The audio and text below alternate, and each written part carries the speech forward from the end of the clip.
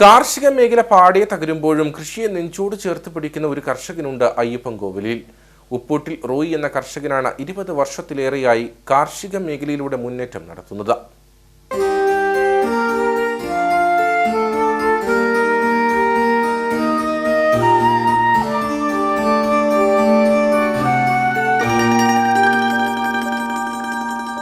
അയ്യപ്പൻകോവിൽ മാട്ടുക്കട്ടയിലെ മികച്ച കർഷകരിൽ ഒരാളാണ് ഉപ്പൂട്ടിൽ റോയി എന്ന കുടിയേറ്റ കർഷകൻ. ഇദ്ദേഹം കാർഷിക മേഖലയെ ഉപജീവനമായി കരുതാൻ തുടങ്ങിയിട്ട് 20 വർഷത്തിലേറെയായി.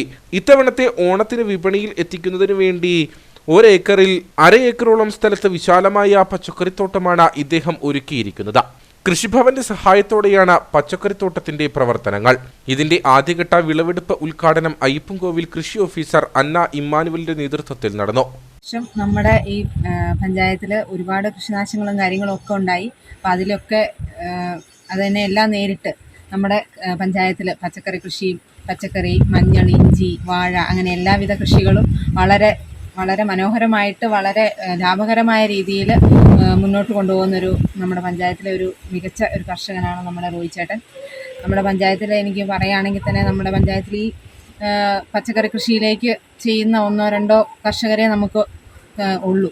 അപ്പം ഏറ്റവും വളരെ നല്ല രീതിയിൽ വളരെ ലാഭകരമായിട്ട് കൃഷി ചെയ്ത് നല്ലൊരു മാതൃകയായ ഒരു കർഷകനാണ് നമ്മുടെ റോയി ചേട്ടൻ.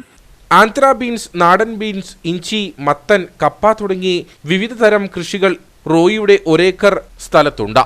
കൂടാതെ തരിശായി കിടക്കുന്ന മറ്റു സ്ഥലങ്ങളിലേക്കും ഓണമാകുമ്പോഴേക്കും കൂടുതൽ പച്ചക്കറികൾ കൃഷി ചെയ്യാനുള്ള തയ്യാറെടുപ്പിലാണ് റോയി. കപ്പ, വാഴ, ചേമ്പ്, കാച്ചിൽ, പിന്നെ ഇഞ്ചി, മഞ്ഞൾ, ചോളം, ബീൻസ് 3-4 സൈസ് ബീൻസ് ഉണ്ട്. അച്ചിങ്ങപ്പയർ, വഴുതനങ്ങ, പിന്നെ മറ്റേ ഡബൽ ബീൻസും ബുഷ് ബീൻസും പിന്നെ ആന്ധ്ര ബീൻസ് ഉണ്ട്. പിന്നെ സാധാ നാടൻ ബീൻസ് ഉണ്ട്. അങ്ങനെ 4-5 ഇനം പയറുകളുമുണ്ട്. ഇപ്പോൾ ഈ വർഷത്തിലെ 2 കൃഷി അറിയാൻ പറ്റുള്ളൂ. കാരണം വേനൽക്ക് എനിക്ക് കൃഷി ചെയ്യാനുള്ള വെള്ളം ഇല്ലാത്തതാണ്. അല്ലെങ്കിൽ 3-4 പ്രാവശ്യം കൃഷി ചെയ്യാം. ഇനിയിപ്പം ഇത് തീർന്നു കഴിഞ്ഞാൽ അടുത്ത കൃഷി പുതിയ സ്ഥലത്തോട്ട് തുടങ്ങി ചെയ്യും.